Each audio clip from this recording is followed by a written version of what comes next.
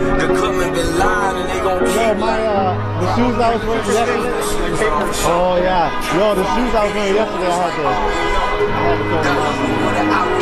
I had something. Alright, let's do it. Hey, how you doing? Good, brother. Good to see you. Check, check. Hello everybody, welcome. This is Nico from Unicorn Riot.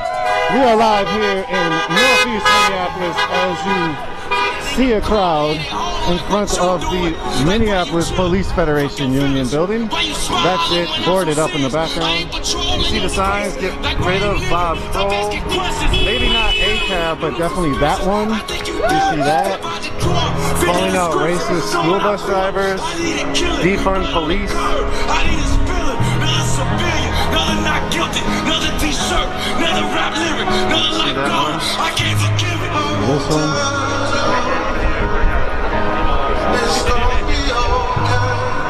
A lot of signs out here. Again, we're here at Northeast Minneapolis. People are gathered for a rally called Bob Kkkroll Must Go. Solidarity Rally for Justice. A coalition of groups have organized this. The Racial Justice Network, Twin Cities Coalition for Justice for Jamar, a whole bunch of others, CARE, a whole bunch of others. Go check out the internet if you want to see exactly who. It's on Facebook. It's at least a few hundred out here right now. It's going to be a rally happening with some speakers in a moment. We'll see what they're doing up here with some blood.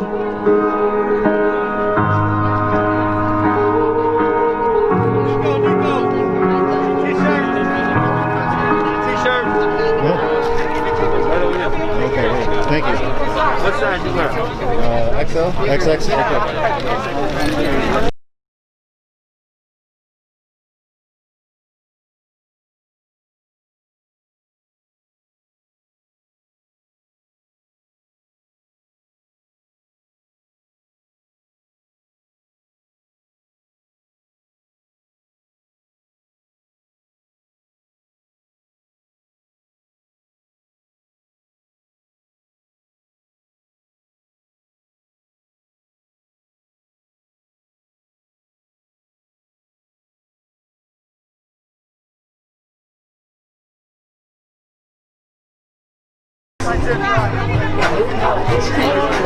So the crowd goes pretty far back. See, that is all boarded up. That's the Federation Union building. Here, no, actually, this one's the TT at the legs of in the mac and the cheese. This one is small apology for all the calls on the screen.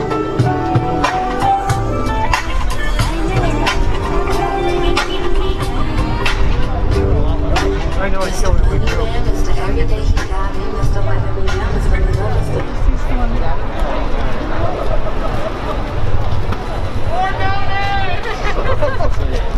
Get you a clearer image just so you can see that this office is the police union office.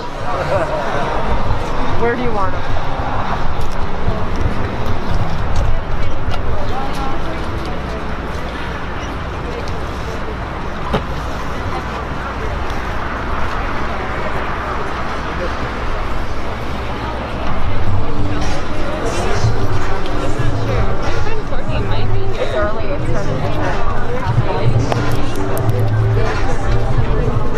Oh yeah. Yeah. I don't see. Oh man. You might share. See a lot of the shirts. Bob Kkkroll Must Go. Bob Kkkroll is the president of the Minneapolis Police Federation. He was voted in by police officers in Minneapolis. His past is very checkered. He's been basically labeled as an ardent racist. He was part of a white supremacist motorcycle gang called City Heat. He's he's been involved in, I think, at least 3 shootings, and he said recently that none of them bothered him. If you're along the fence here, could you please clear the fence? We need to move some of the cables here for the sound system. Again, if you're along the fence here, please clear the fence. Thank you. He's been in many lawsuits as just doing some incredibly bad things. One specific instance, of which there's so many. One specific instance is him just kicking a biracial person and calling him a bunch of racist names. So that's just one of the instances. That's Bob Kkkroll. Bob Kkkroll is again the police union president, who Arredondo just said recently that he was going to stop the partnership with the police federation. Our streets! Our streets! Our streets! Our streets! Our streets! Our streets! Our streets! Our streets! Our streets! Our streets! Our streets! Our streets! Our streets! Our streets! Our streets! Our streets! Whose government? Our government! Whose government? Our government! Whose government? Our government! Whose streets? Our streets! Whose streets? Our streets! Whose streets? Our streets! Whose streets? Our streets! Whose streets? Our streets! Whose streets? Our streets! Whose streets? Our streets! All right, say his name. George Floyd. Say his name. George Floyd. Say his name. George Floyd. Say his name. George Floyd. Say his name. George Floyd. Say his name. George Floyd. Say his name. George Floyd. Say his name. George Floyd. Say his name. George Floyd. Say his name. George Floyd. Black lives. Black lives. Black lives matter. Black lives matter. Black lives matter. Black lives matter. Black lives matter. Black lives matter. Black lives matter. Black lives matter. Black lives matter. Black lives matter. Black lives matter. Black lives matter. If George Floyd don't get it, shut it down. If George Floyd don't get it, shut it down. If we don't get it, shut it down. If George Floyd don't get it, shut it down. If we don't get it, shut it down. If we don't get it, shut it down. If we don't get it, shut it down. If we don't get it, shut it down. If we don't get it, shut it down. All right now.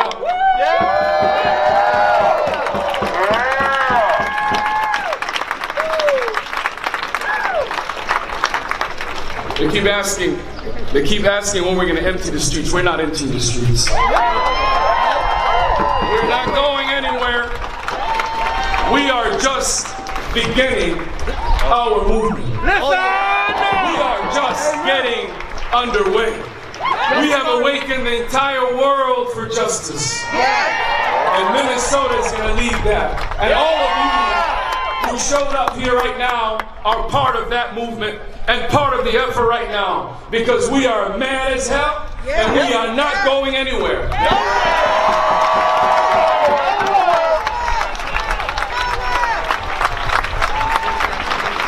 If George don't get it, shut it down. If George don't get it, shut it down. If we don't get it, shut it down. If we don't get it, shut it down. All right now, we are here in front of the Minneapolis Police and Fire Union. And as you can see, Minnesota, folks here in Minneapolis are not going anywhere. That's right.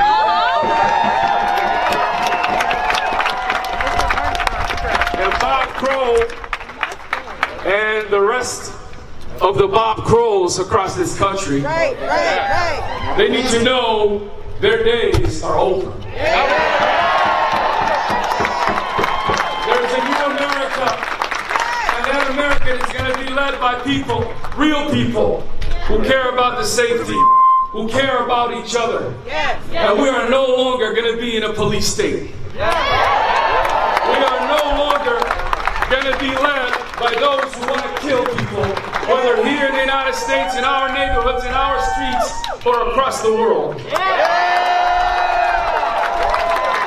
so, I want every one of you to know right now, if you're watching this, you should be here. And if you can't be here, there's things you can still do. But we are not emptying the streets. We are just beginning. And we are going to march, we're going to protest, and we're going to do every single thing in our power until we get justice by any means necessary.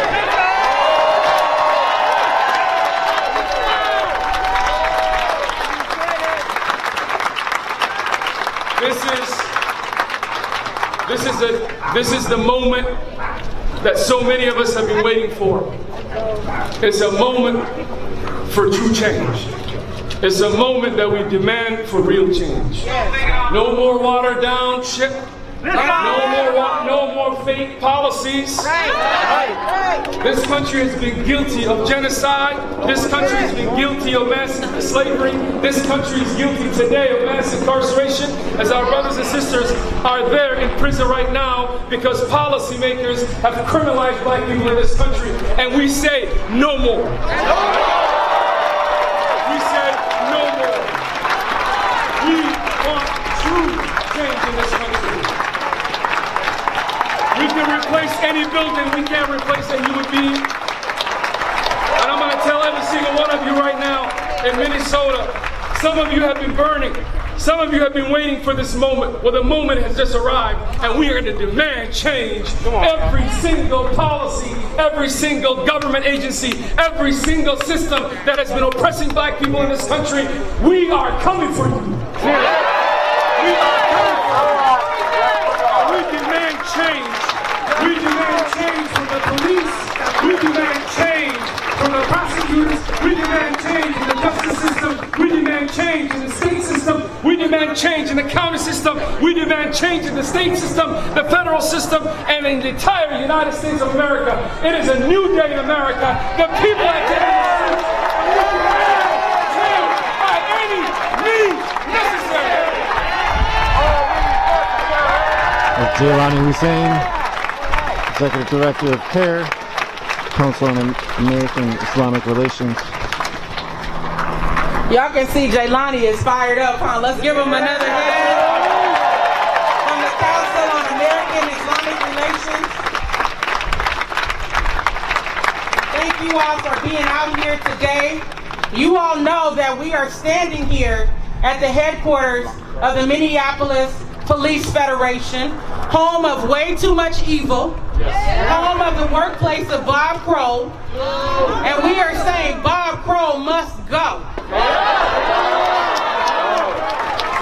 They might have told Peter to turn my sound up, please.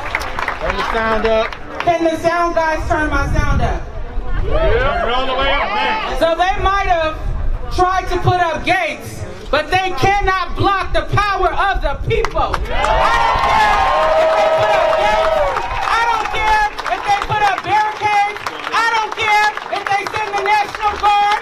I don't care if they send Donald Trump's punk ass over here. They will not be able to stop the people. Period. Because we are tired of black bodies being treated like they're disposable in the state of Minnesota. We've been out here for over 5 years taking the streets and shutting shit down to get their attention.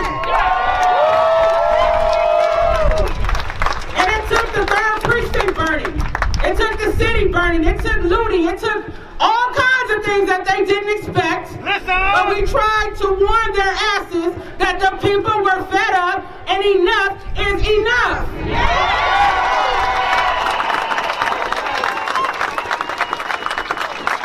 Now, we don't condone the things that have happened. We've been peaceful, but we also ain't mad about it. Because they should have listened when we were out here trying to tell them, showing up there at their Minnesota Nights policy meetings, knocking on their doors for justice, trying to get our elected officials to take action. But they simply did not care about black bodies, and now they want to do all these interviews and act like they care, but we can see right through their lies and their manipulations. That's right. They're just waiting for the public to stop paying attention to Minnesota. But all eyes are on Minnesota. And all eyes will remain on Minnesota until we see justice. We are not stopping. We will keep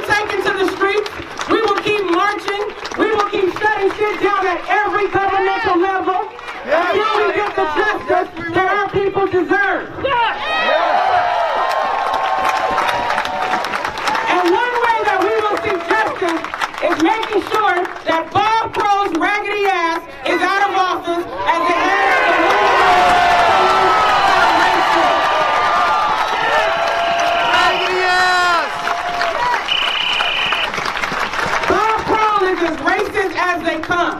And his evil has been allowed to fester within the Minneapolis Police Department. And rather than them trying to find a leader that actually reflected the values of this city, they found a leader that reflects the values of police brutality, police misconduct, police abuse, police shootings, police murder, who's calling killer cops heroes.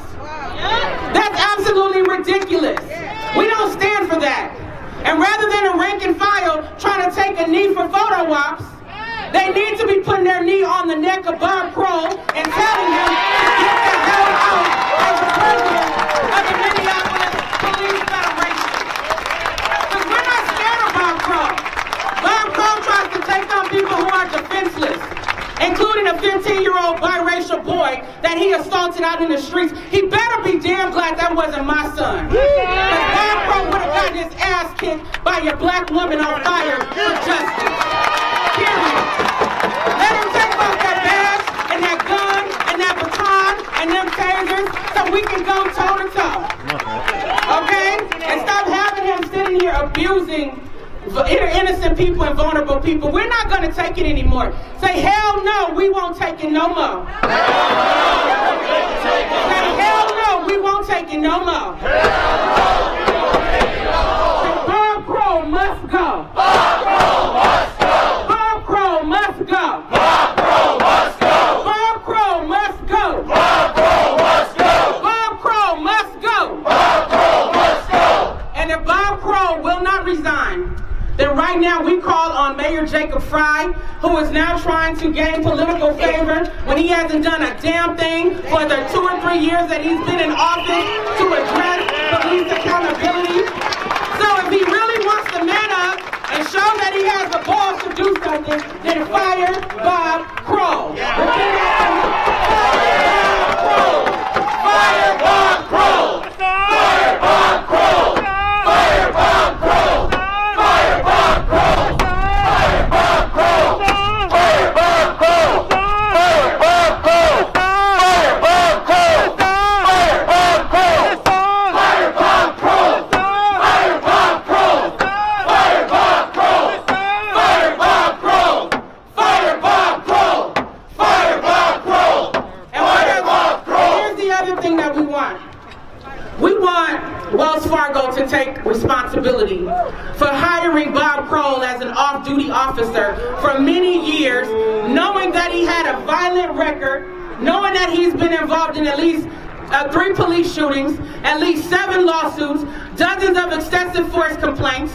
So Wells Fargo needs to apologize to the public for having a murderous cop on their payroll and putting the public in danger. And they also need to make reparations to the black community.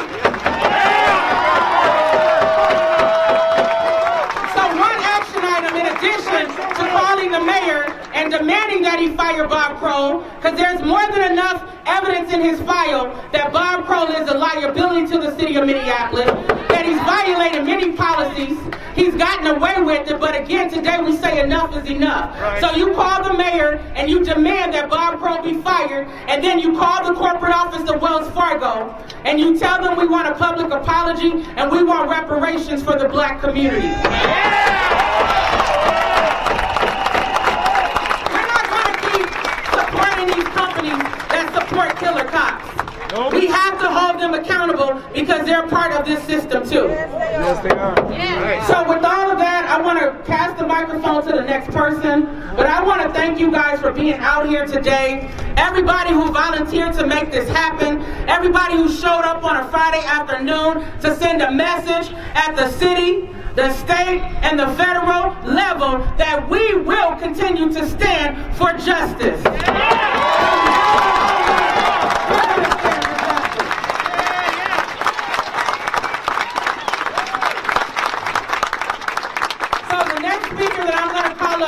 Is Miss Kimberly Handy Jones. Kimberly comes here from Chicago all the time. And the sad part of the situation is that she has to come to Minnesota because this is where her son took his last breath. because of the murderous St. Paul Police Department who killed her son on March 15th, 2017. And let me tell you, Kimberly Handy Jones, like you said, the National Guard ain't got nothing on Kimberly Handy Jones. Because she's fired up, she can't take it no more, she's mad as hell, and she's standing in solidarity with the people. Let's welcome her.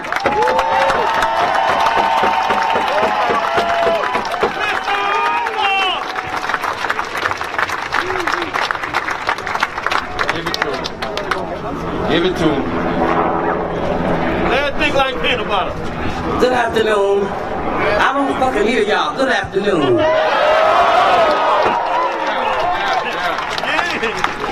Cause see, that's the way we should be, meeting and greeting one another. I ain't the fucking police. Fuck the police. Bob Kkkroll, bitch ass Bob Kkkroll, we on the road. Bob Kkkroll, we on the road. We gonna roll your ass right on up out of there. That's what we gonna do. We gonna roll them right on out. This bitch ass continuously keep putting these murderous ass police out here. But can't none come from a fucking murder but a murder. He's a murderous motherfucker, and then he continue to put his little junior mob murderers out here on the street. I was talking to my brother Tom Mosley III last week, and we were just talking about how it was blood on all of their hands. And he said, wow. He said, we standing in a pool of blood. I said, that's all right, little brother, because we're going to swim our motherfucking way to justice. And we're going to stop. We can swim our way to justice by any means necessary.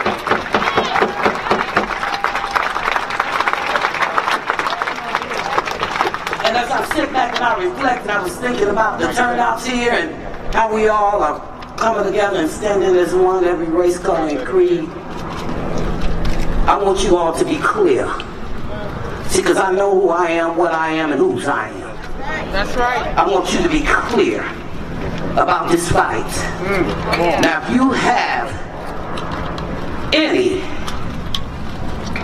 thing in your mind that says, hey, you know what, I want to jump off, do that now. Do that now. Don't waste my motherfucking time. I'm talking from Chicago. I don't have fucking damn time to waste. So if you feel like you want to jump off, do that now. Quit wasting our time. We ain't got no time to waste because there's a black woman who lost a child and continuously seeing her black brothers, sisters, and loved ones being executed by Minnesota, deadly state, police. If you ain't in it to win it and this is not what you want to do, let's be real clear. Let's be clear as a crystal ball. I want clarity. I want transparency. Transparency. Then leave. Leave. I don't see nobody the motherfucker walking away, okay? And remember, I remember faces. I remember dates. I remember time. I remember people. My mind is like Elvis. I remember shit. Don't get it twisted and don't get it fucked up. I lost my son. I ain't lose my motherfucking mind. That's right. It's still with me. Now it's time to stand on Bob Kkkroll motherfucking damn neck.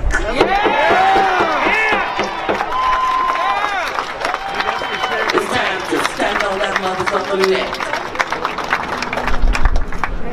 Until he starts talking in tongues. And what we want to hear is, I'ma go. I'ma go. I'm leaving. But here's the choice. He can stand there and put up a fight. But either way, he leaving. You can't fight the power of the people. Your bitch ass, you gotta go, bitch. That's right. You gotta go, bitch. Bitch, motherfucker, gotta go.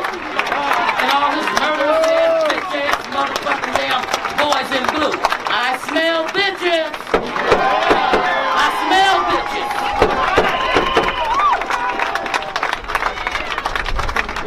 And then he sits there and he talks about the murders of our children with a fucking smile on his face. Well, motherfucker, we the Grim Reaper. We are the Grim Reaper. Don't get motherfucking shit twisted. That's right. Our boots is on the ground. And we gonna keep them laid down, even if we have to put them on your bitch ass neck, your bitch ass ass. Your bitch ass is leaving. You gotta go. While he's standing up there with Trump bitch ass at the rally. I seen them motherfuckers. Trump bitch ass sitting up there. Peach looking motherfucker, I can't stand him. He's gone too. I can't stand him. You know something wrong with a motherfucker's orange. I ain't never seen an orange motherfucker before. He would be the first. But see, that was God's way of letting us know something ain't right about this man. Look at the color of his skin. Something ain't right about him. I see lots of black people. Every different shade, beautiful shades. That's right. I see them all. We out here. But I ain't never seen an orange motherfucker. He would be the first. And Bob Kkkroll sitting his bitch ass up there like I got you. Right. Well, you know what? Most bitches do have most bitches. All Trump was doing to your bitch ass was pimping you out. Oh. Motherfucker. Because if you can be bought, you can be sold. That's what most hoes do. Bought and sold hoes. And then these hoes go to the next highest bidder. Yeah. We see you. Your asshole is big. We see you. Oh. We see right through you. I don't give a fuck what I say. I don't care what I say and who the fuck I say it to. I dare motherfucker step to me, cause this little bastard one gon' get you up off her. She gon' put you up off her. I call a thing a thing. They've been calling my people names for 400 years. Ain't thought nothing of it. Nothing. Well, them the real motherfucking damn niggas. There you go. Kkkroll, he the real nigga. Cause I want you to know. White people got it fucking twisted. Nigga is not a color, it's a character. He's an ignorant motherfucker. Let's be clear. He's an ignorant motherfucker. And anytime you see a motherfucker with a gap between their teeth this damn wide, you know they a liar. You know they a liar. I'm sick and tired of him. He sits there with this old stupid grin on his face. What the fuck are you laughing at? What are you grinning at? That's right. See, you dig a ditch for one, you might as well dig a ditch for two. The one you digging for me and the one you digging for you. Motherfucker, I can promise you, you gonna fall in first. I ain't going nowhere.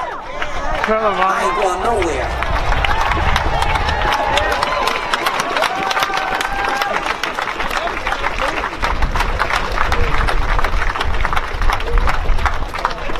I'm just taking a good look. I ain't gonna be long. I'm just taking a good look. You got kids? Yeah. No, but I'm a teacher. Baby, I'm fighting for you. Listen. Put it in our kids. Put it in our kids. Stop teaching our kids about Columbus and Columbus, that motherfucking thief. My mama wouldn't even send me to school on Columbus Day. The motherfucker stole America. He ain't discover shit. Teach our kids the truth. They need to know the truth. How many white people out here got kids? They couldn't hear you say it again. How many white people out here got kids? Raise your hand. How many of you love them? How many of them would lay down their lives for their children? How many of them? Well, you better act like Cordell Handy was yours, George Floyd was yours, Jamar Clark.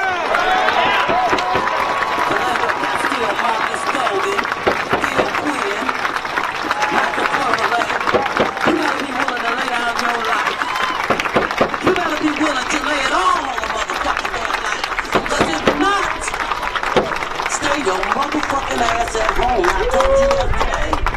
Either you gonna roll with us or we gonna roll right the fuck over you. But we gotta keep rolling, people. We gotta keep rolling.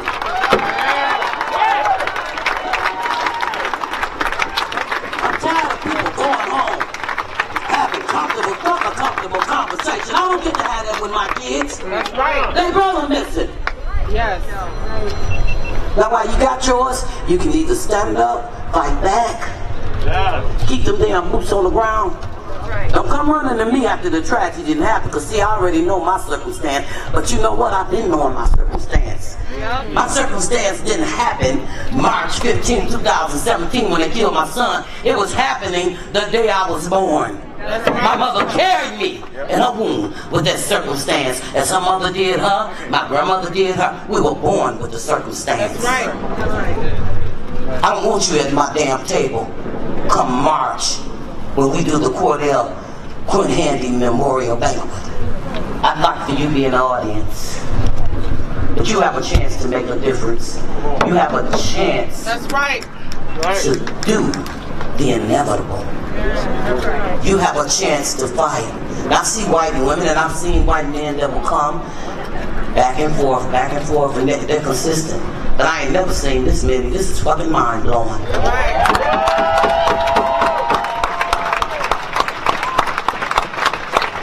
And one thing, George Floyd had to be the sacrificial lamb to make change. I am so grateful to know that I see the change that it took the killing of George Floyd, the kneeling on his neck to make change for the world to see black people ain't been lying. That's right. They've been telling y'all the truth. That's right. They've been telling y'all the truth. You all just didn't want to hear it. Listen! You all didn't want to believe us. But yet our kids were steadily and constantly dying. And some of you all, don't raise your hand because you might get cursed out. I'm just going to be straight up with you. Voted for Kkkroll, bitch ass, and Jacob Fry. A lot of you all put Jacob Fry in office. Yes, they did. A lot of you all did. Don't raise your motherfucking hand because you will get cursed the fuck out. I'm just letting you know. Straight up. He was a ball and a soul bitch too. But see, he bought the American dream. See, that, oh yeah, you can bring change. You can make changes. You could do this. And he was sold on a fucking nightmare. Nakima Levy Armstrong should have had that seat. That person that knows about the community, about the cities, about the people. Who's out here fighting, tooth and nail, boots constantly on the ground. Hell, I can't even have a 2-second conversation with her. Nakima, the fucking phone ringing. Oh, now y'all see that. I don't know what the fuck you all were looking for. You know what? You said that they weren't looking, but you all were looking. You just couldn't see a black, strong woman in that seat. You just couldn't. You couldn't even fathom that in your own motherfucking damn heads. And now your own motherfucking damn boy fucking y'all with a dry dick. Yeah, I said it. Yeah, fuck, I said it. And I'm unapologetic for what the fuck I say. Cause ain't nobody out here lost nothing. I lost the kid.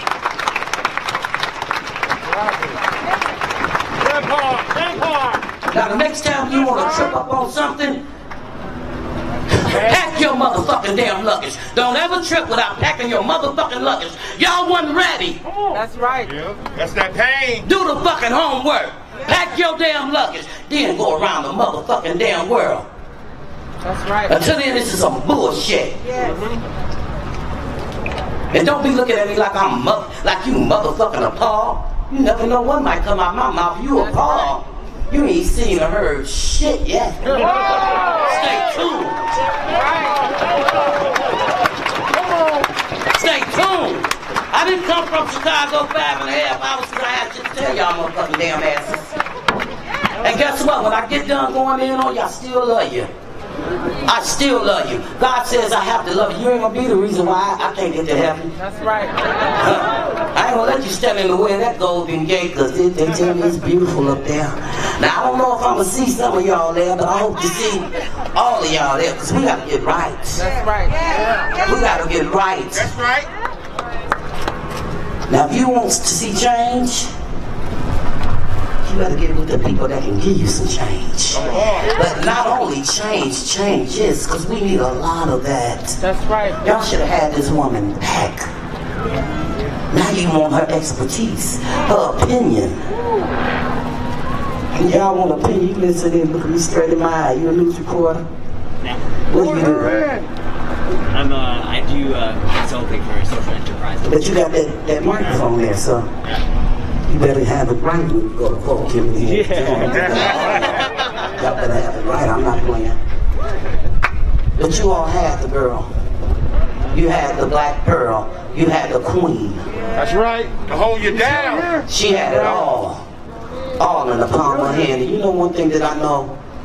If I want what's just and what's going to be right, for my community, Come on. I want the people that's out there doing that motherfucking groundwork, they boots, they stuff there on the ground. Come on. She knew about the community. Yeah. She knew about the inequalities and Yeah. injustices Yeah. to the people, not just black people, but to the poor. She knew about gentrification. She knew about policing, excessive force. Told you. She also knew about criminalization. Told you. Oh, hell yeah. Hashtag free Myron Burrell. Amy Klobuchar, bitch. Tried to You better told get you. it right. Told you. You better get it right. Myron Burrell. Amy, I call her Robert Chop. This motherfucker done robbed this man 18 years. He'll never get it back. That's right. Tried to told you. But these women, men are the type of people you vote for. Ones who know the community, who knows the condition of the people. Not somebody that, hey, all you can hear is change rattling in their pocket. They're about change. About change. I want somebody that's about changes. We need changes. Listen. And she also knows what it is to be a black woman. Come on now. What it is to have and have not. Come on. What it is to raise kids. So, you know something? Her kids are no different than yours or I. She give it to them in a raw. Let me tell you, she speaks the truth to them. Come on. We have to. We're not in a world where we can just push back and say, oh, well, they don't need to know about racism. They were born into it. You can't give it to your kids soon enough. Hell, when they got to snatch mine out the womb, I was like, yeah, okay, let me just tell you. This is how it is. And that's our reality. White people sitting at home sipping on tea, that's their reality. But the teaching our children about how the world works as a black young man and woman, that's our reality. That's right. See, that's our tea all day, every day. Yeah. Now I'm gonna get off this phone. I'm praying and I'm hoping that she will run again for mayor.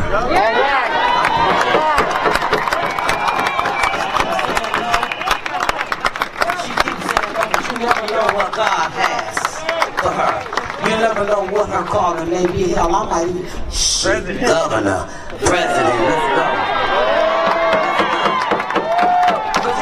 And look, when I come, I stay with her. Could y'all see Kimberly Andy Jones with a cup of coffee, standing on the balcony talking shit about Trump, bitch ass? That would be me when I visit. And this woman right here, come on in here. Come on. You know, I love her. I love you too. I love you more. When my son case was closed, this lady fought, did the work, and got my son's case back open. Yeah.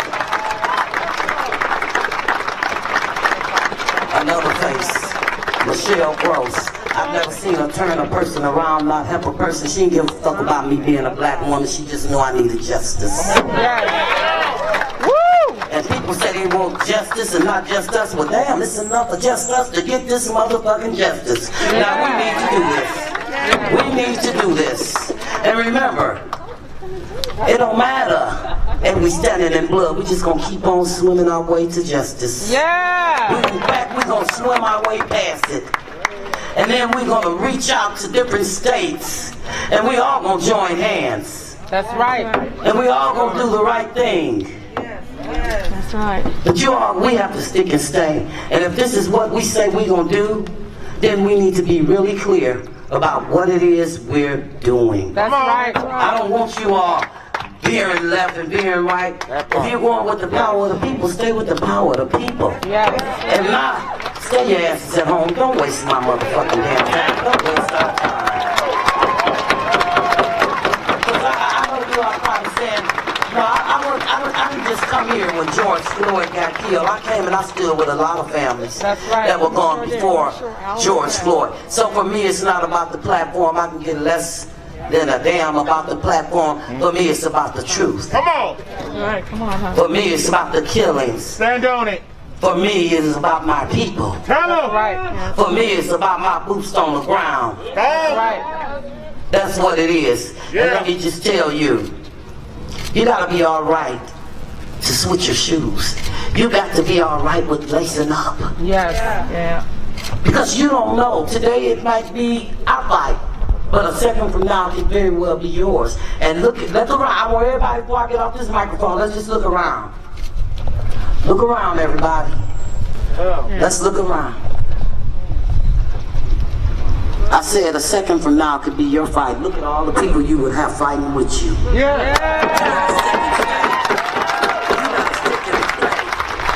remember, we want Kkkroll bitch ass out of there. Mike Freeman bitch ass with his drunkard ass. We want him gone. And we want Jacob Fry ass up out of there, because see, as far as I'm concerned, he was crying before he even took that motherfucking damn seat. Because you didn't know what the fuck you were getting into. He been crying a long motherfucking time. It's time for us to throw his bitch ass about the shit. He done. He done. And the city council. Yes. Get your motherfucking asses up out of there too, but we'll roll y'all bitch asses up out of there by your motherfucking damn shoestrings, because you don't wear boots. So we'll roll you up out of there by your shoestrings. And last and the least, this sick, sadistic motherfucker who's impotently running the world from a tweet. He a fucking keyboard warrior. A fucking keyboard warrior. His bitch ass ain't gonna throw rice at a wedding, a bitch motherfucker. Now let's get it. Boots, boots, boots on the ground. We're here to shut this shit down. Boots, boots, boots on the ground. We're here to shut this shit down. Boots, come on, boots. Boots on the ground. We're here to shut this shit down. Now, look, I want y'all to say this, and I want you to be loud. I want you to act like y'all stepping on all this trash and rubbish we trying to clean up out these offices. Now say it loud. Boots! Boots! Boots on the ground! Yeah! We're here to shut this shit down! Boots! Yeah! Boots! Boots on the ground! We're here to shut this shit down! Boots! Boots on the ground! We're here to shut this shit down! And remember, people, God loves you and so do I, and we're gonna shut this shit down by any means necessary.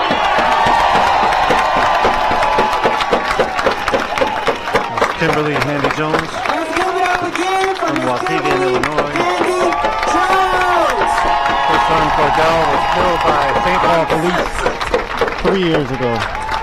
And you guys see, this is not a Minnesota Nice rally, and that's on purpose. We're letting people speak their truth unapologetically and boldly, because we're tired of people being nice, sitting in rooms and not delivering justice. So people can say what they need to say. She has the right to speak her truth, because her son's life was taken in the state of Minnesota, and she has still not received justice. Let's give her another hand for her courage, her strength, her boldness, and every word that she spoke, every word.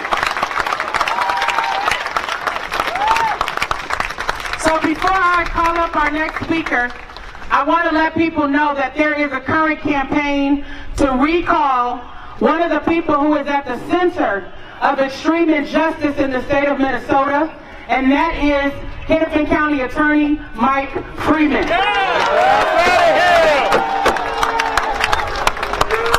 So there is a recall petition. So if you have not signed the recall petition, go over near the white truck. There are 3 people there who can take your signature. So make sure you do it before you leave today, because we are going to recall Mike Freeman from office. It's time for him to go too. That's right. Like Kimberly said, it's time to clean up the trash. That's right. And anybody who has a problem with the language that we speak, with dropping expletives, I frankly don't give a damn. That's just the problem. I don't. Because all the blood that's been shed, people are more upset about profanity than black lives being treated like they're disposable. What kind of nonsense is that? Please. We need to speak our truth boldly and unapologetically. That's right.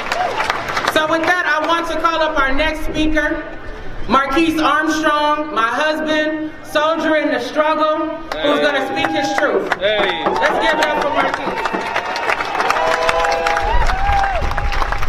It's not about me, y'all. It's about all of us, right? That's right.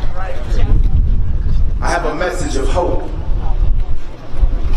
I am so hopeful as I look around this crowd and I see this multi-ethnic, multicultural men and women of all ages standing in unity. That's right.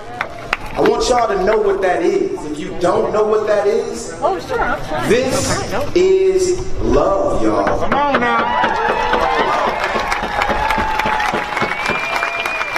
What we are fighting against is hate. You don't fight hate with hate. You fight hate with love.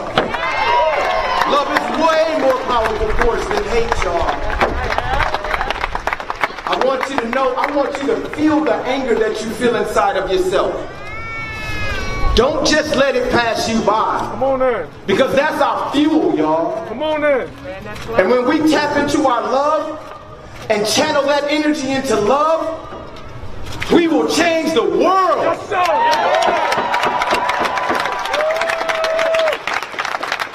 Look, my sister Kim Andrew Jones, y'all heard her pain coming out of her. That's right. Yeah. Them expletives, them 4-letter words, them fuckers and motherfuckers and bitches and all of the words that she used were righteous. Yes, they are. That's right. Because the individuals who are perpetrating the trauma, the pain, the death on us, that is how they are behaving. That's right. And we need to start calling a spade when we see it.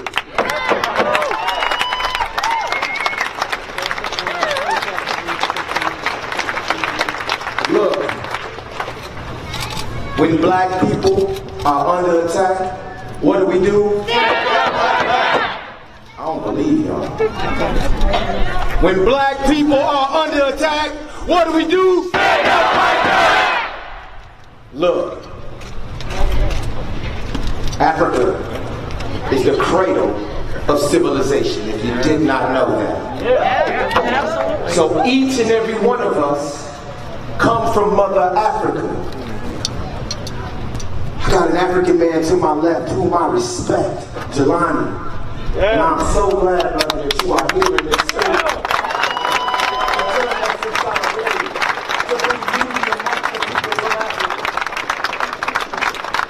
You want to know the truth? We are all of African descent. Yes. So what we are seeing right now is a coming together of the original man. That's right. I don't hear no clapping on that. So I need to clap on that.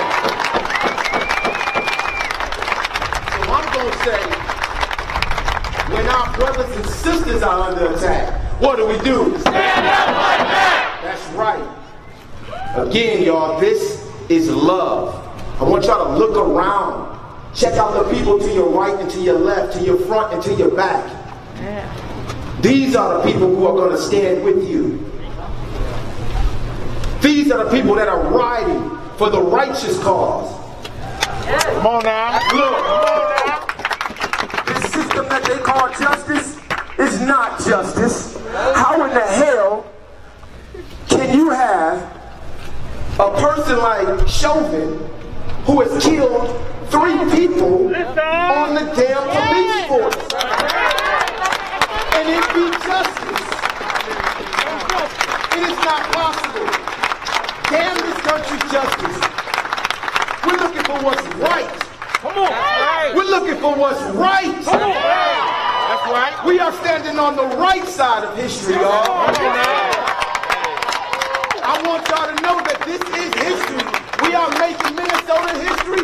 We are making history in the United States. We are standing up. We are fighting back.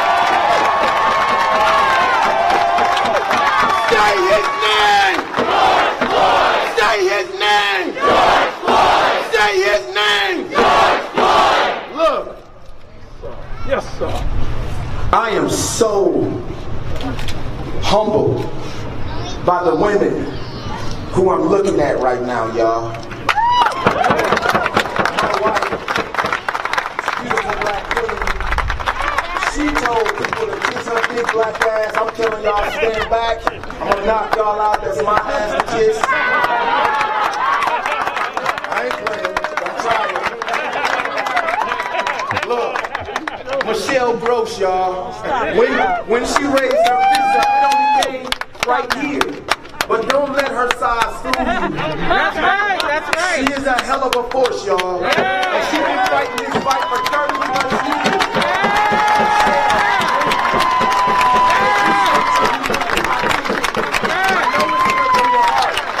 But you deserve to be honored. That's right.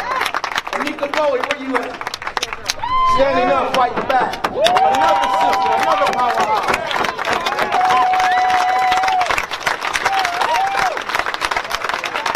Monique Curtis Jones.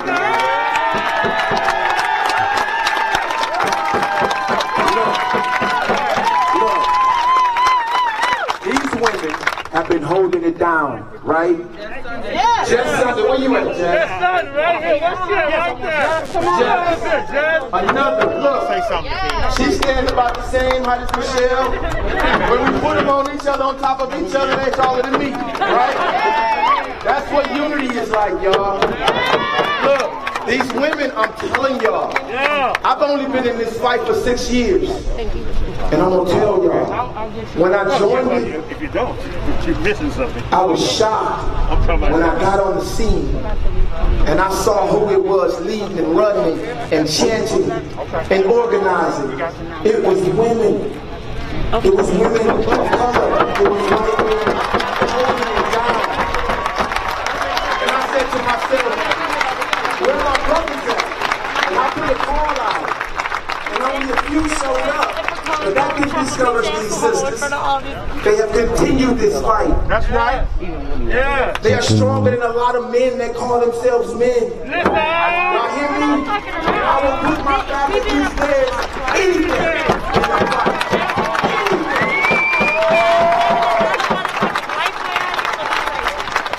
The time is over for disrespecting, That was a white mother. for humiliating, Thank you. and killing our women as well, y'all.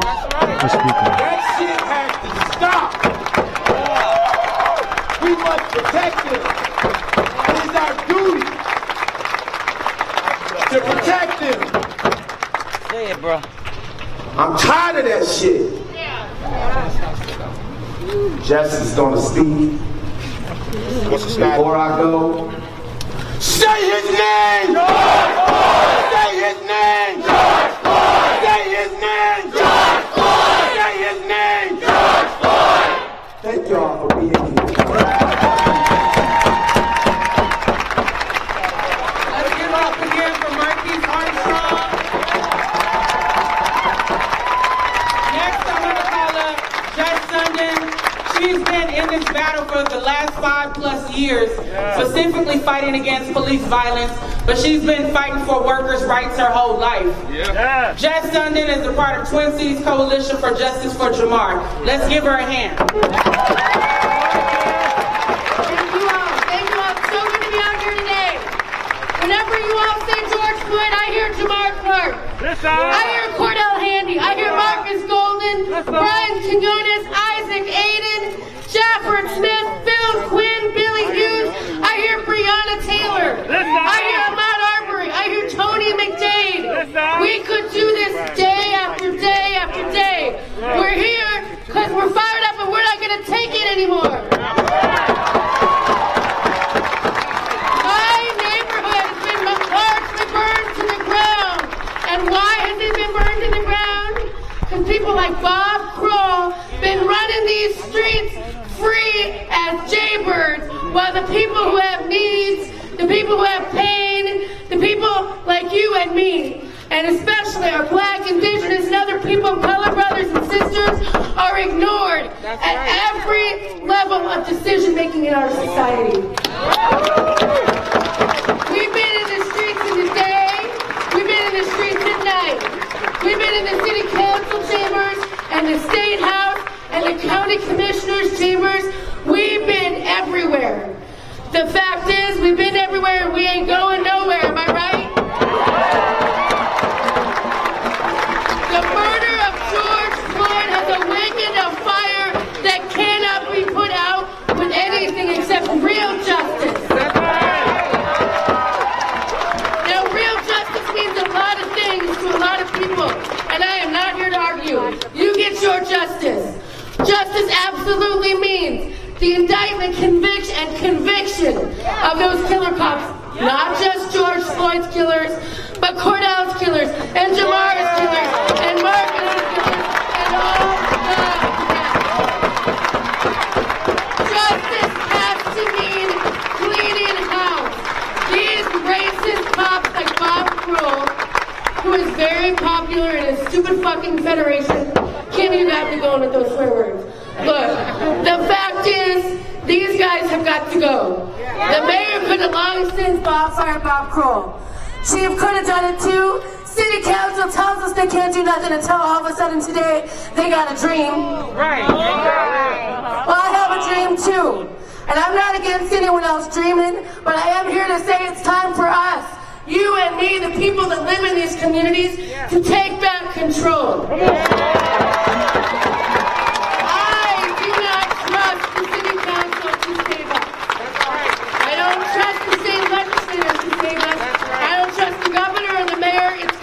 You and me.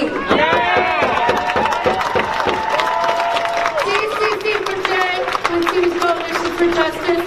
We've been out here since Jamar Clark, but a lot of us, just like me, have been out doing other things. A whole bunch of us are union members. And a lot of folks get real confused because Bob Kkkroll acts like he's a union guy. You're going to get to hear from a couple of sisters from AFSCME, which is one of the great unions in our state. They got the green flags in all the demonstrations. I was a member of AFSCME 3800, and we found labor for justice for Jamar Clark.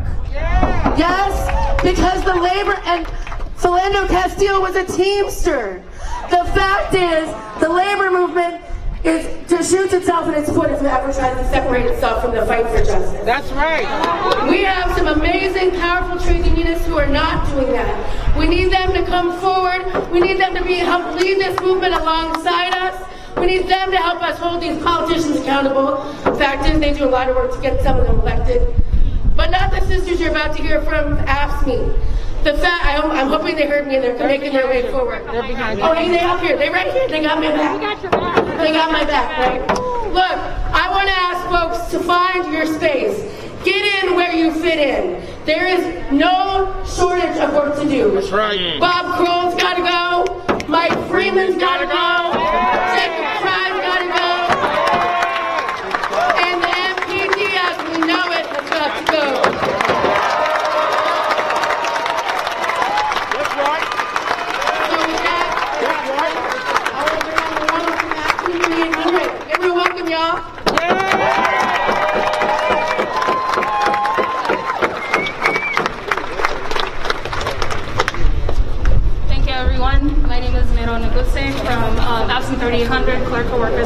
University of Minnesota.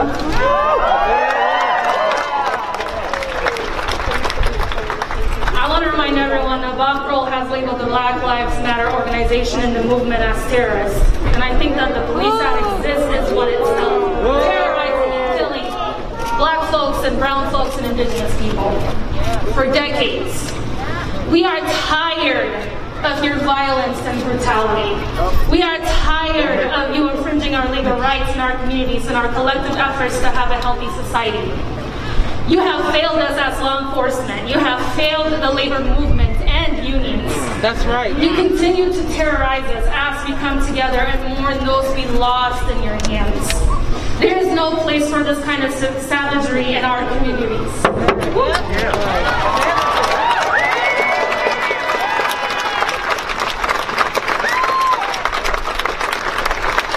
We the people stand together and demand the police force ceases to exist as is. Furthermore, we the people demand that those in position that enable, justify, and protect these murderers need to answer to us. We have heard you say over and over again that you are in solidarity with us. We have heard you say this change is long time coming and the time is now. Yet we have not seen a damn thing change. You are buying time so you can rationalize, justify, and implement your policies. You are buying time so you can rationalize and justify the evil of your policies and negligence to our communities. This is not just an outcry for justice, this is a demand for justice. This is the people standing up against the police and the system that is you are. Justice for Floyd, justice for everyone. Say his name. George Floyd. Say his name. George Floyd. I'd like to welcome my sister Shireen. Sisters and brothers, family, I'm so proud to be here today. I am a union president. I am a real union president.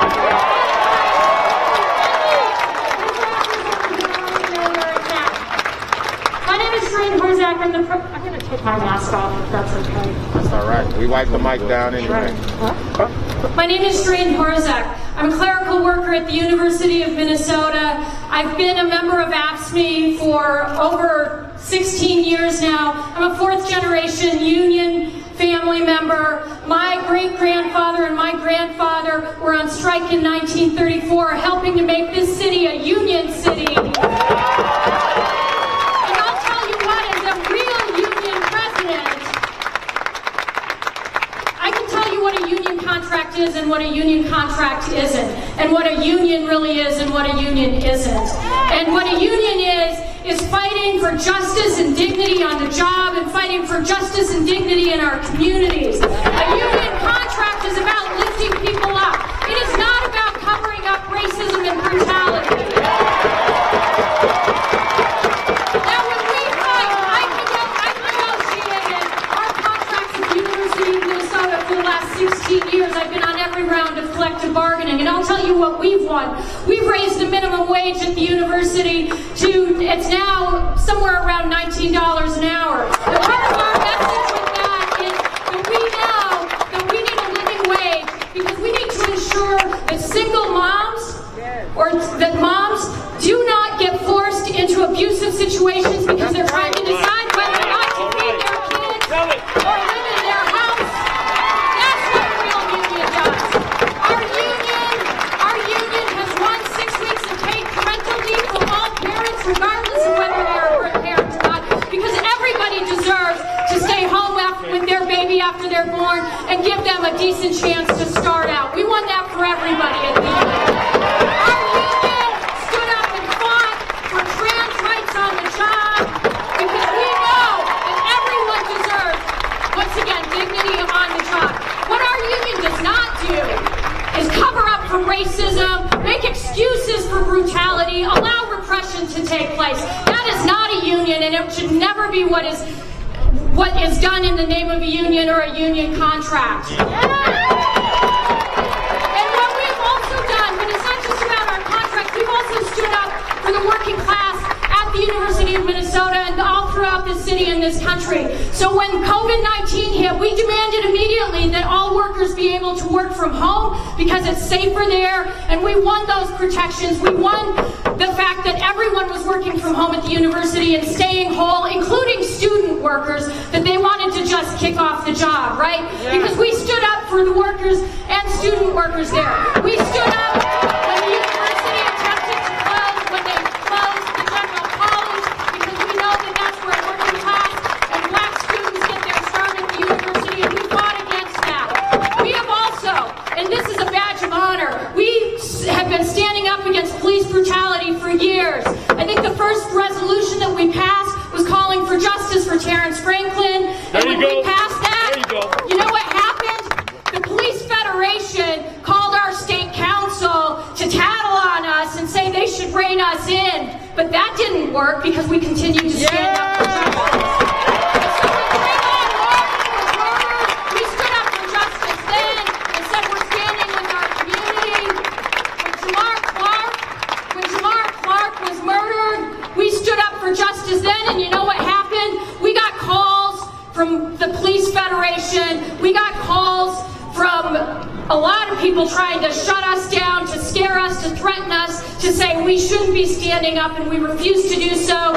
We organized Labor for Justice for Jamar, as Jess said, and we're out in the streets saying that labor needs to stand with our communities. The St. Paul Police Federation issued a resolution denouncing our union, denouncing our local for taking a stand. And you know what I say to that? That is a fucking badge of honor.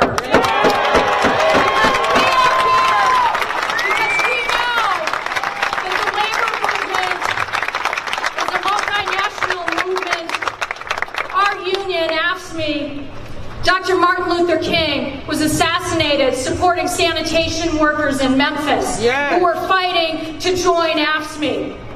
Right? They faced repression every day, and they held up signs saying, "I am a man." That strike was won after Dr. King died. Yes. And that is sacred to me. That is sacred to our union. And we need to stand up every day and fight against racial injustice. We need to stand up with our communities, and we will be here. And we say that no union member worth their salt should accept the fact that they're trying to use union contracts and collective bargaining that we have fought for decades in order to justify police repression. Our unions need to stand up with our communities and say, police brutality has to stop. Yes. Racism needs to stop, and we are going to be out here in the streets every day with all of you until we get justice for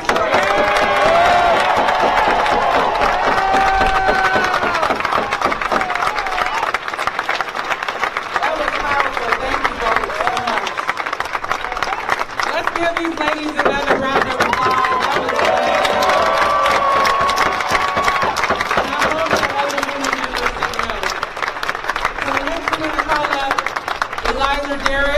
Who is a formerly incarcerated person, and he works for the ACLU, boots on the ground, always holding it down for our community. Let's welcome him.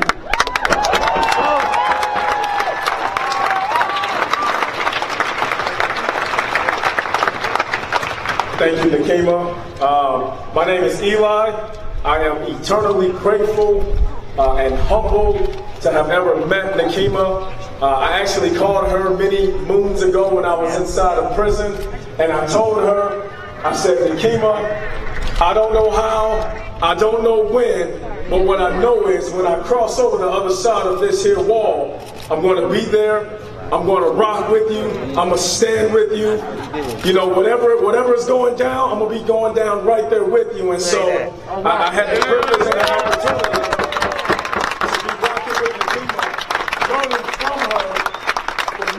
many years, and so I'm grateful. I'm eternally grateful. We going too. Yes, we out here, and so I'm gonna be brief. I tapped Marquise on the shoulders, and I said, "Man, the energy is telling me for us to call it out." What did I say? Boots on the boots. Say that shit. I mean, it was pouring inside of me. As I was listening to Kim drop nothing but science from the mic. It was like boots on the ground. We're here to shut this shit down. And so I'm telling you, it was just coursing through me. Yes. Right? Why was it coursing through me? Because we are standing in the epicenter of a moment. A moment in time. A moment in which we have declared to the nation and to the world, we ain't going back. We ain't going back. That old world is dead. That old world is dead. We ain't going back. Our boots are on the ground. This is the dawn of a new era. Come on. Say new era.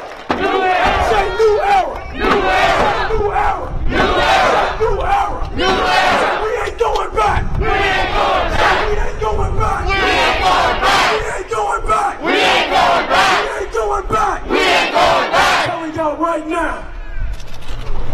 For anybody that was operating under any illusion, thinking that this was going to be yet another moment in time that was going to just pass over. Hell no. That somehow the energy in the boots that people see stomping on the ground here in Minnesota, in Texas, in California, in Spain, in Germany, in China, in Africa, that somehow this was going to be another blip in time, and that eventually things would right themselves and go back to the old world. Hell no! To the old world. Hell no! To the old world. Hell no! And they are sadly mistaken. Yeah. We ain't going back. That stuff is dead. That's right. This is the dawn of a new era. And so as I was listening to Kim speak to us, she said, everybody, take a minute and look around. Come on now. And so I got to looking around. I got to looking at the boots that was on the ground. I got to looking around. She said, take a minute and pause. Speak to and look to your left and look to your right. Come on. This is why we ain't going back. Come on, say that. Yeah.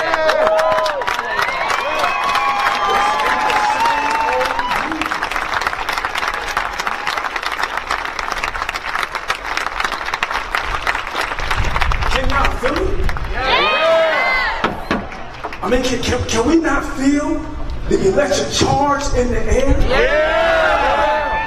This is different, ain't it? Yeah. This is different, ain't it? Yeah. And so the clarion call that all officials need to understand, every last single one of them, very clearly, we're sending a clear message.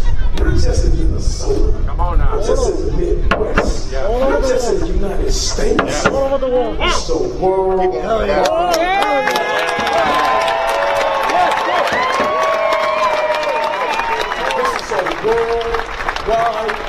movement. They have already said that this is one of the largest movements that they've seen. They've seen more boots on the ground. Boots. Boots on the ground! We're here to shut this shit down! And so they've already said they've seen more boots on the ground than at any time in world history. Yeah!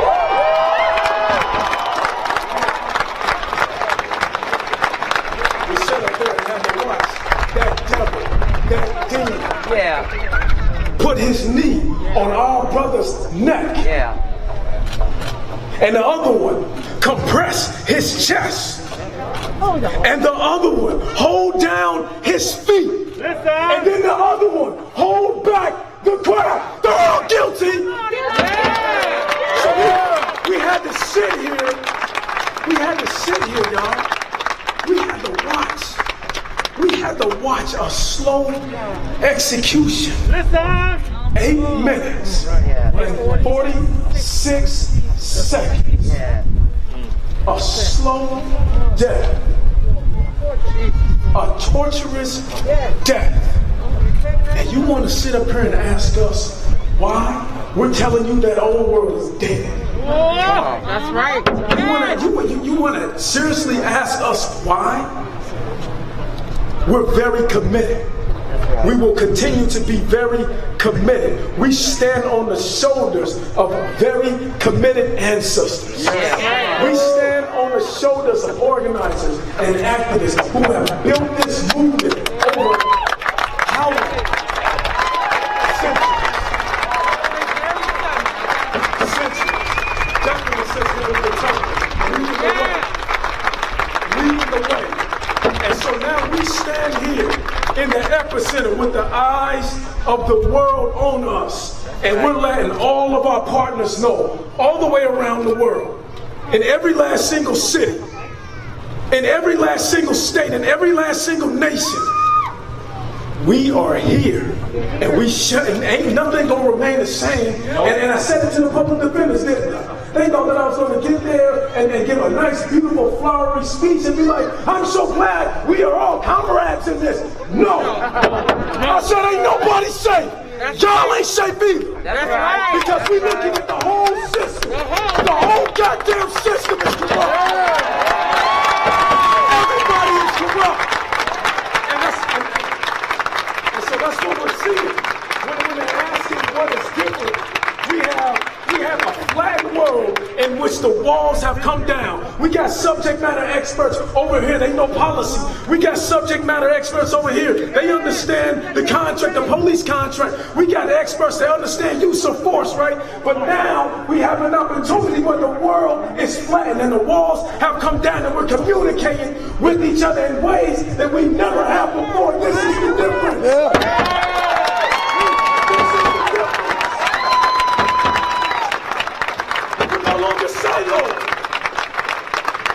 We are committed to eradicating that old world.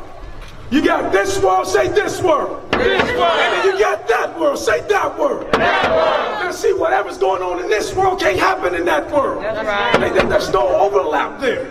Right, to get from this world to that world, you got to go through some fire, right?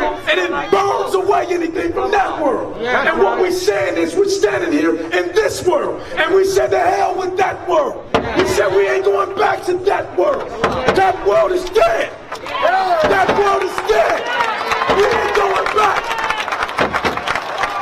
We ain't going back. And so before I go, I got to hear it one more time. But I'm going to hand it to Kim to do it. Can I get you to lead us just one more time? You got it. All right, y'all better put some stank on this shit. Let's get it. Now let's get it. Boots! Boots! Boots on the ground!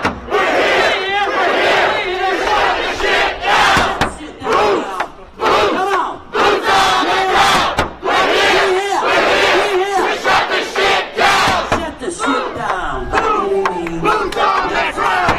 We're here!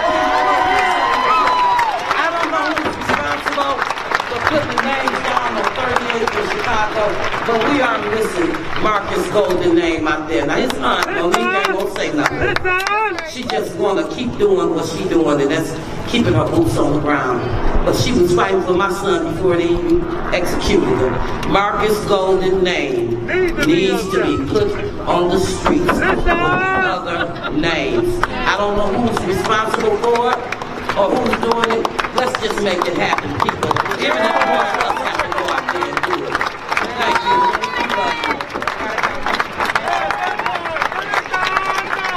Thank you, Eli and Kimberly. Next, I'm going to call up Michelle Gross, who's been out here for over 25 years, holding the banner against police violence and calling for police accountability. She runs Communities United Against Police Brutality. Let's give it up for Michelle Gross. Come on, Michelle. So, I got a question for you. What do you see when you see that over there? What do you see over there? Take a look. Tell me what you see. Trash. Cowards. Serial killer. I see a building. I'll tell you what I see. I see a damn cesspool. I see a rotten, dirty, nasty cesspool full of corruption. I smell bitches. Full of murder. Full of brutality. Full of lies. Full of abuse. Full of racism. Full of oppression. That's exactly what you see when you see that over there. By the way, I happen to notice, I think we shut the damn shit down. What do you think? I think our people around shut the shit down. But I'm going to tell you something. This ain't the only cesspool we got in our town. This is a nasty, rotten representation out here. But they're not the only one. That's right. Because we got another one downtown. It's called the mayor's office. We got another one right down there at City Hall. We got a whole bunch of people that like to talk, don't like to take action. That's right. Like it the way it is. Happy with the racism. Fine with the nasty, rotten stuff that Kkkroll does. They got no problems with it. How do we know that? Where's our proof? Everywhere. Our proof is what they haven't done. Yeah.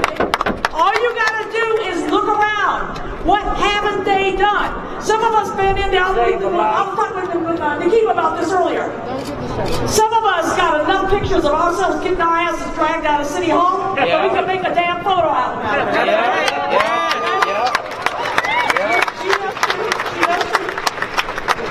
But that's because that's what they do, because they don't want to make changes. That's right. So then what do? After they look like the laughingstock in the country and worse, That's right. one of the worst places to be in terms of police, and they look so bad because they know they ain't been reining those cops in like they're supposed to. What do? They come out making promises they know they can't keep, and they're going to take years if they ever could keep them. And that's their strategy too. They want to divide the movement, make themselves look like some kind of radical something that they've never been and never will be. And it's a big, bold-faced lie. Do not fall for it. That's right.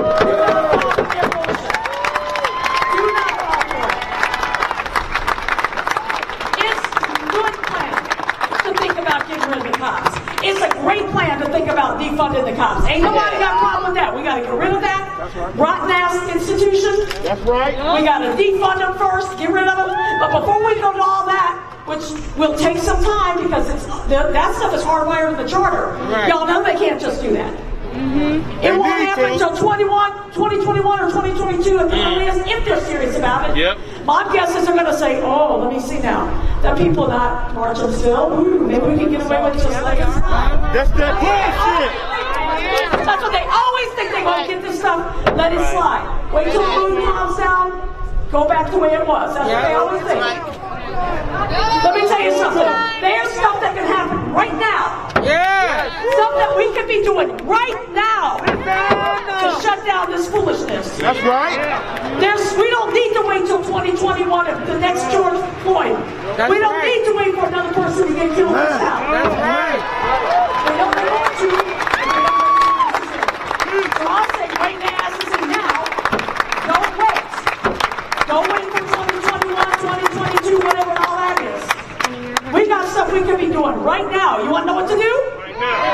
Go right to the CUAPB webpage, look right on the front page. We got a report with 44 things that ass is going to be doing right now. Yeah. And the reason we got so many of them because they never did them before. It's a long damn list because they made it a long list.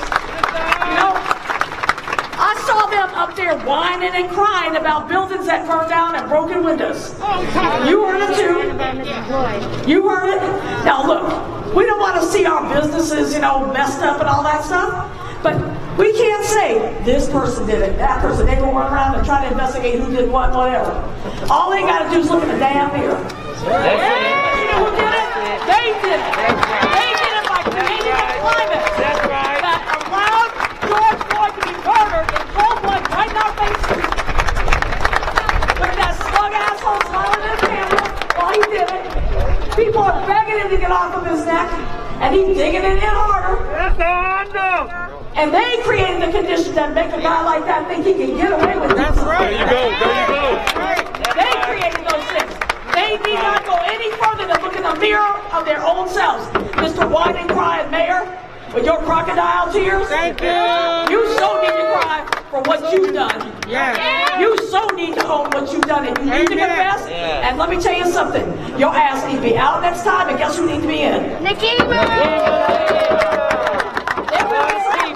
will be some police accountability for our facts. So I'm just telling you now. I love what Kim said. Please don't be a one and done. We have much hard work to do together, my friends.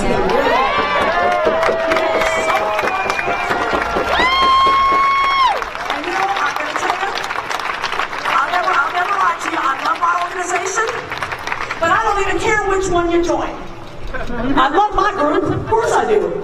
But I don't care which group you join. Just get involved. That's right. That's right. You know, get in where you fit in. Join the movement. Stay engaged. Don't just come out here and say, I did my bit. This is one piece. Protests are about awareness and pressure. That's right. Once you build the awareness and pressure, what is it for? Then that's when you get back and you start working on everything else. Yep. So I invite you to be part of that process. You know, it's not a few of us sitting in the back room writing reports all night long like I've been doing, staying up all night, getting no sleep and whatnot. That ain't what this is about. This is about everybody needs to be part of this. Here on the ground and back in the meetings where we all get our work done. We cannot let these fools think that they're going to get away with recreating the conditions that allowed Mr. Floyd to be murdered. We're not going to let them think that they can go backward. You know? Eli said it great. That's their old world. We're on our way to a new world. That's right. Thank you so much. See you in the streets, see you in the meetings, see you in the trenches, see you everywhere. All right, let's give him a shout, another round of applause.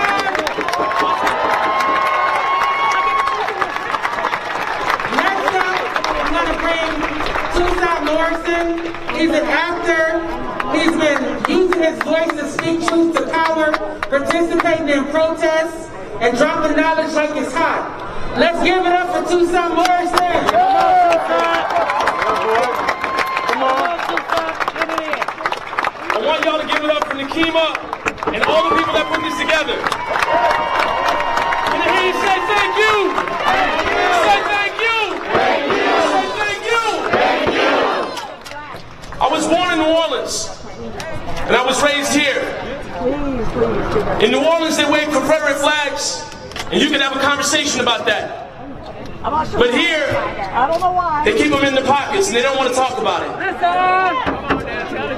They want to ask, why is Minneapolis the bed of all the unrest, the bed of the revolution, the bed of a worldwide protest? Why is Minneapolis that?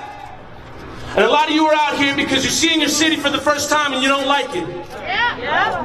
A lot of you are out here because you're seeing yourselves for the first time and you don't like it. Come on. Yes. I need you to keep that energy. Say, keep that energy. I say, keep that energy. This right here is shut down. Bob Kkkroll beat up a 15-year-old biracial boy in the 90s. Yes, he did. Bob Kkkroll rolls with the motorcycle club that dons Nazi symbols, white supremacy symbols. We know who he is. We know who he is. But the thing with Minnesota that we're really, really good at is not talking about it. The thing we're really, really good at is not showing up. But you're showing up today because police can't hold you, barricades can't hold you, a semi-truck coming down the highway can't hold you, the National Guard can't hold you, and sure as shit, Bob Kkkroll can't hold you. You got here. And as Michelle Gross said, we need to hold everybody accountable. If somebody died on your job, they'd hold you accountable and you should be let go. I was at Powderhorn Park on Sunday. It was real nice. Could have sung Kumbaya. It was real, real lovely. But what I don't understand is why the president of the city council, Lisa Bender, is just showing up now to talk about Black lives. I don't want to hear any more promises from the Sunshine City Council because they're not talking about our city. They're not talking about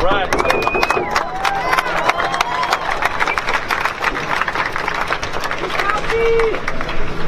Assalamu alaikum, everybody. In the name of the most merciful. We're going to start off by saying, if George don't get it, shut it down. If George don't get it, shut it down. If George don't get it, shut it down. If George don't get it, shut it down. In the past couple of years, we noticed that we live in two Minnesotas. Yeah. One Minnesota that cares about bike lanes, and another Minnesota that's been killing black people. Yeah. We've been living in one Minnesota where 75% of its white folks can buy a home, and another Minnesota where only 25% can. That's right. Listen. We've been living in one Minnesota that tells everybody about its thousands of lakes, and another Minnesota that has a Minneapolis PD that continues to allow the extrajudicial murder of black people for generations. That's right. And I am here today to remind y'all of what Martin Luther King said. Tell us. He said that a policy cannot make a man love me, but a policy can make a man stop from lynching me. Yeah. And what we have seen on May 25th is the lynching of George Floyd. That's right. And that is on the hands of the Minneapolis PD. That is on the hands of Bob Kkkroll. That is on the hands of Mike Freeman.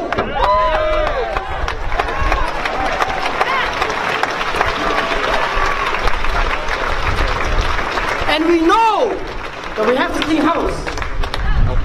We know that we have to worry about the housing problem that we have. We know that we have to worry about the education system. I come from the healthcare background. We know how the healthcare system treats our black brothers and sisters. We know how the system treats our black students. But we're here today to talk about the justice system. And before we can clean house, we must take out the trash.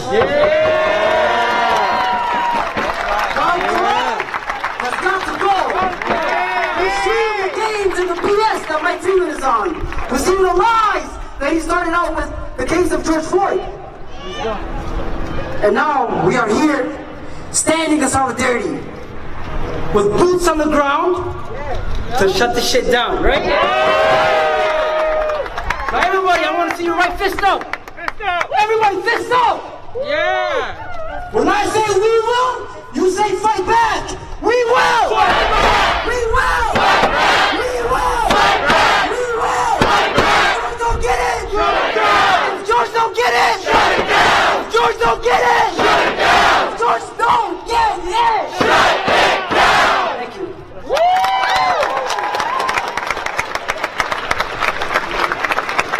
Mohammed is on fire. Hold on. I need this.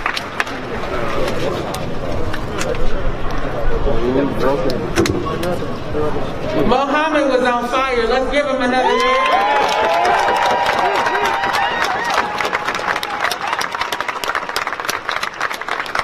So next we're going to hear from an elder. This is our first time seeing him out here. We're glad that you're here.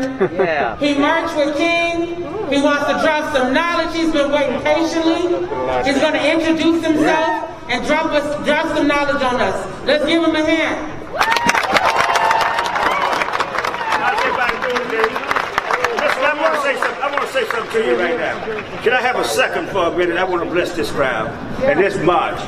As Dr. King in 1963, I marched with... Hold the mic closer to you. Okay, I marched with Dr. King in 1963. And we went to jail, the dogs were sick. And can you imagine being there with him in person? Yeah. In 1965, in Chicago, when the Blackstone was dismantled, I was there. Mm-hmm. Yeah, tanks and everything. Hold the mic up. And the marches, okay? Now, the thing that I wanted to say is the peace. Be peaceful, Dr. King of people. I want to ask you to look around. What do you think heaven looks like right now? Look around. Look around you. Come on. Who's next to you? Everybody. Look at the color. Look at the races. Everybody. This is what heaven looks like. Yeah. This is what heavens look like. Yeah. This is what heaven looks like. It's not racism. It is togetherness. God is not prejudice. That's right. God is not prejudice. That's right. I'm going to tell you something. One of the things that touched me the most is about the nonviolence now. This is it. To stand there and have people that come from Minnesota, Boston, back in the 1960s. I was born in 1952. I've been pulled up in slavery. I've seen more than you'll ever know. I can't go through. If I go through the things that I've been through, Russian roulette played with when I was 8 years old by sheriffs in district. People, my folks had to do bootlegging, but we had to survive. Right. I'm just trying to tell you, if I won't take the time to do that, but I want to tell you a thing about Dr. King. This is what, in 1968, he came to my county, in my home, in Marks, Mississippi.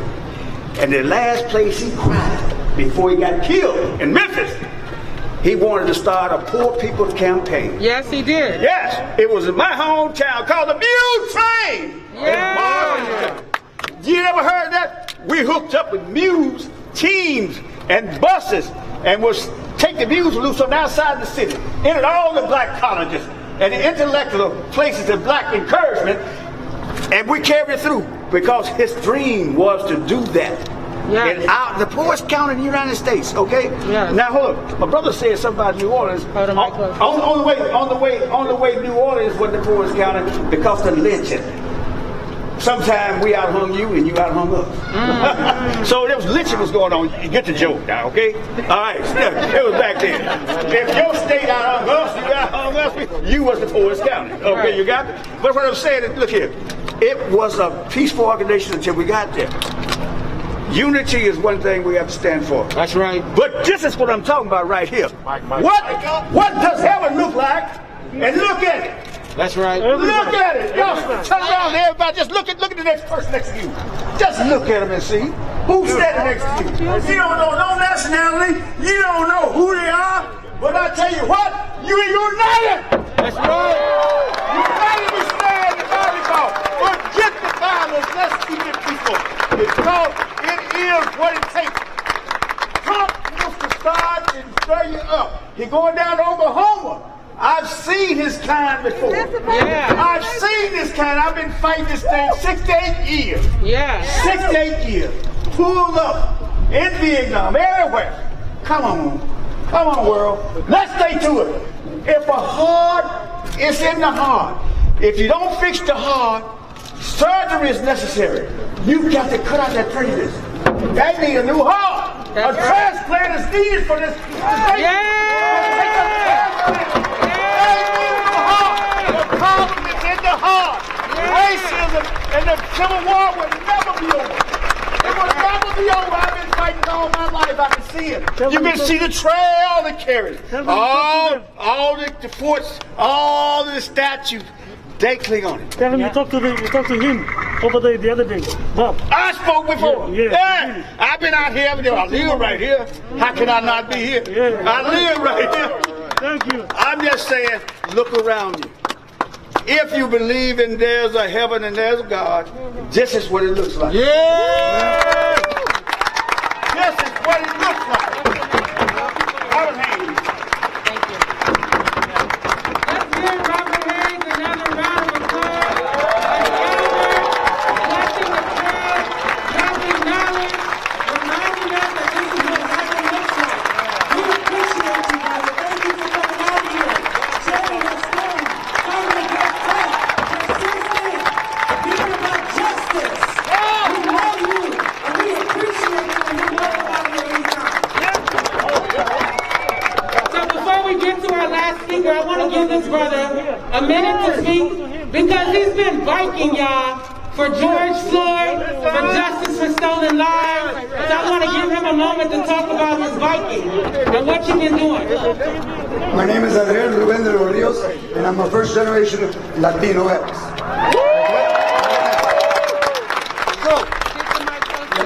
So, we heard a lot about, they just care about shoveling sidewalks and bike lanes. But guess what? We don't need their bike lanes. We're going to take it over. So I have been biking for 18 hours except I don't count all the protests and everything else, all the marches.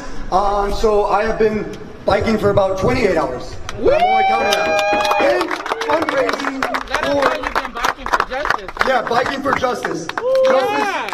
Okay, so we're biking for justice. I'm a little 28 hours up, and biking is a lot. Okay, but we are gonna bike after the march. I got another 6 hours left. We are fundraising in behalf of Nikema and her team. When I first Racial asked, Justice Network.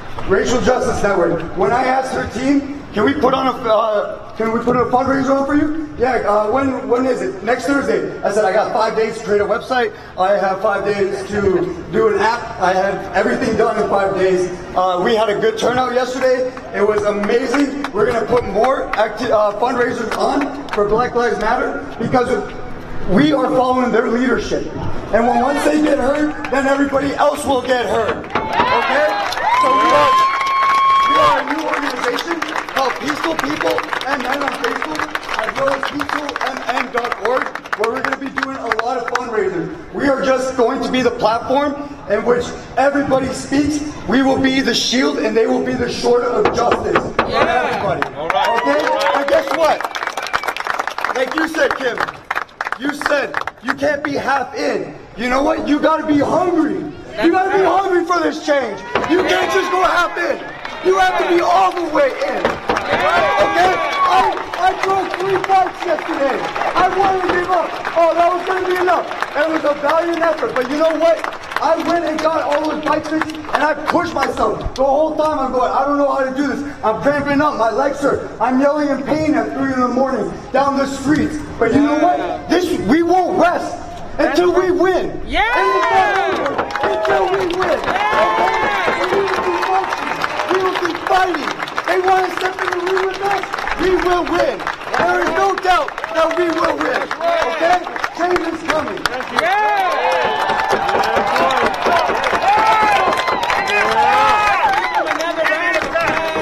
Biking for 28 hours straight for justice with 6 more hours to go. Lisa Bender can take some lessons from this brother. If you don't put up bike lanes, bikes for Black Lives. Let's give him another hand.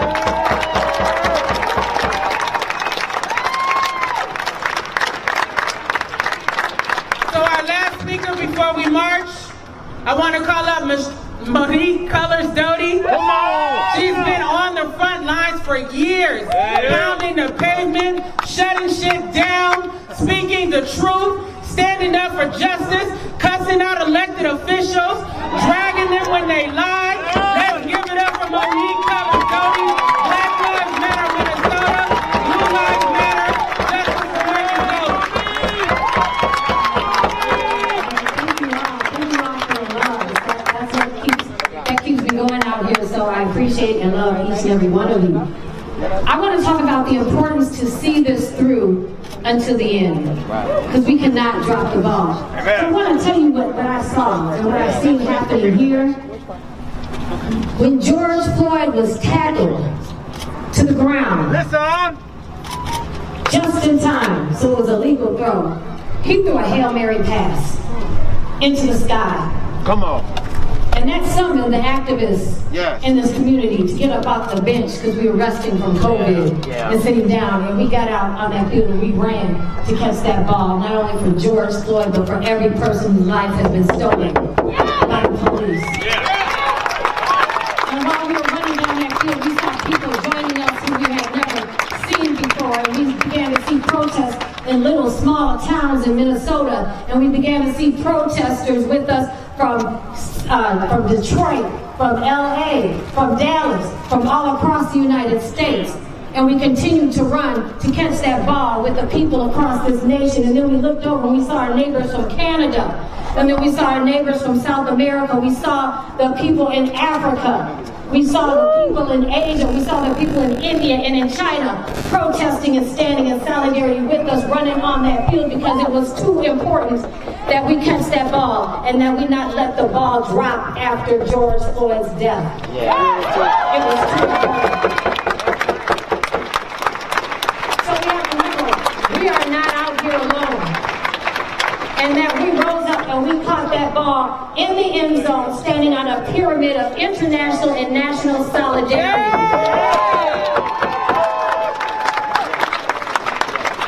And when that third precinct burned, we had that ball in our hand. Come on. So now, we've got the video of the play, and it's the officials who want to review and look for charges and see what they can do. We need the elected official to put what we've done on the scoreboard because we won. We've already won. And we had to chase that ball through burning buildings, through looting, through riots, through arrests, through freeway marches and shutdowns, through rallies and various protests and other signs of solidarity. But we caught that ball, and we cannot let them tell us we did not. That's right. So we must make sure that we pressure the referees and the umpires, those who are in positions of power who should not be. We have to make sure that we fight for what we have already won. This game of life is too important to stop fighting, and the time is now. And when you wake up tomorrow, the time will still be now. And next week, the time will be now. And next month, the time will be now. We must see this fight through to the end. This is not a time for compromise, because we know what we need, and we need everything that we need. That's right. It's not an option. We cannot settle to be shortchanged. That's right. We have worked too hard to get to a point where we can just be on that field and even run to catch that ball. We already had a team in place. We had leaders, we had captains, we had equipment. We were out there. We knew what to do. And George Floyd gave us that opportunity. That's right. And that young woman who recorded that play. Darnella? Yes. God bless you. So we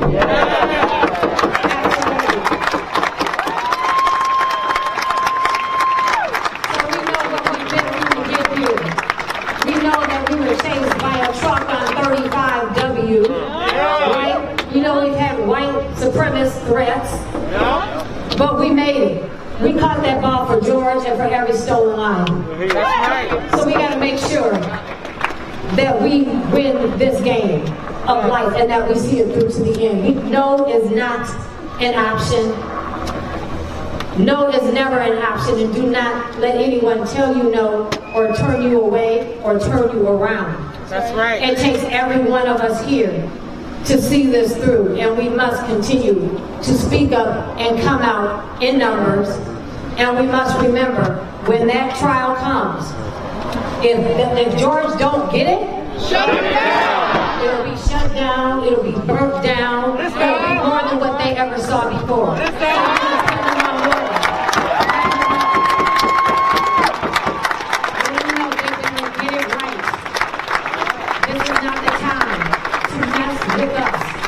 The people are angry. And we are in the streets, and we are not taking the BS anymore. That's right.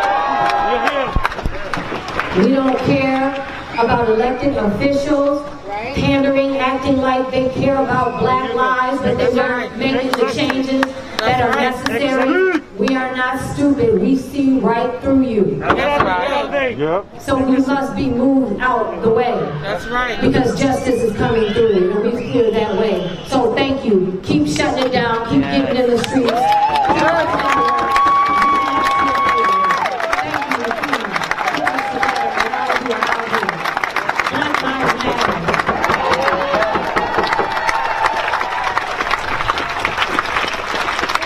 All right, so we're going to get ready to march. So we're going to be following this white truck. The marshals are going to start having people move out of the way because the white truck is going to get in the front so that we can march that way. So if people can begin moving out of the way, coming this way or going to the side so we can make way for the white truck. As the truck is making its way through the lineup, I'm going to let Trey Hearn Cruz come on up and say a few words. Come on up, Trey Hearn. And as Trey Hearn is coming, one of the things I want to remind people of, after we finish this march, can I have your attention, guys? After we finish this march, I want to invite you all to Shiloh Temple on West Broadway in North Minneapolis. The Minneapolis NAACP is hosting a community memorial for George Floyd. It starts at 6 p.m. I know some of us are going to be there late, but if you are able to be there to join in solidarity with the community, Leslie Redmond, NAACP president, has invited us.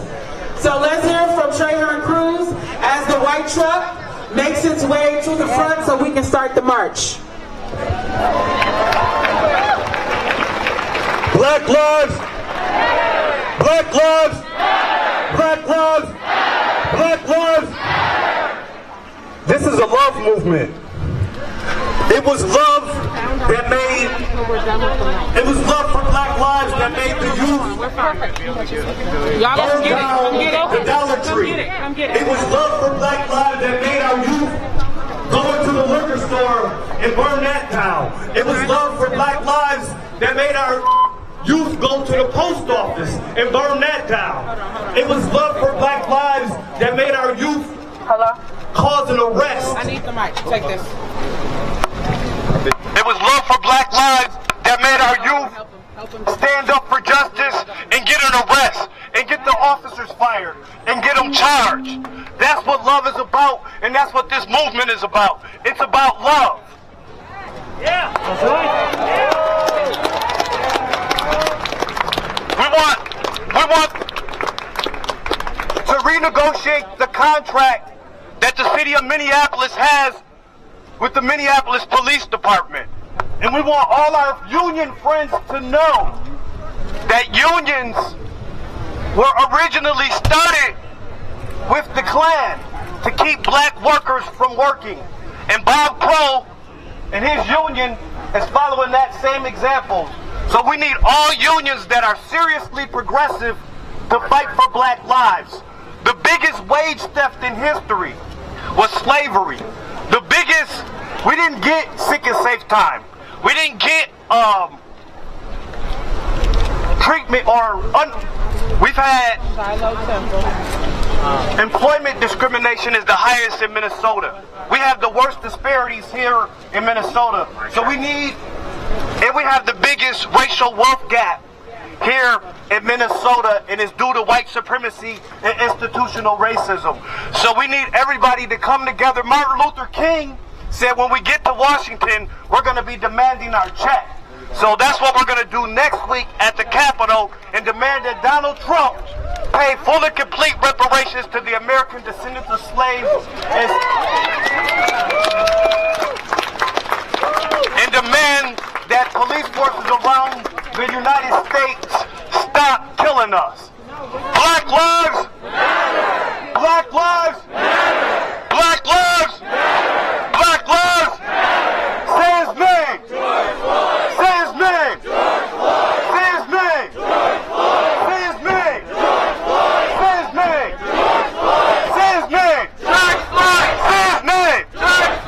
Let's go!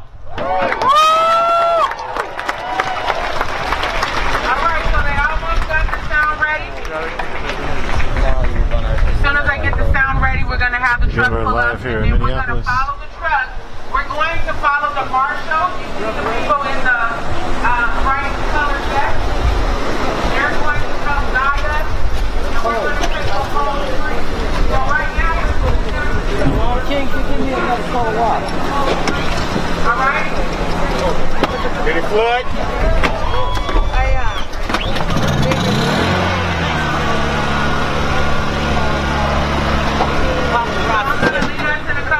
As the truck is moving, and then we have a couple of women that are going to ride on the back of the truck and lead chants as well.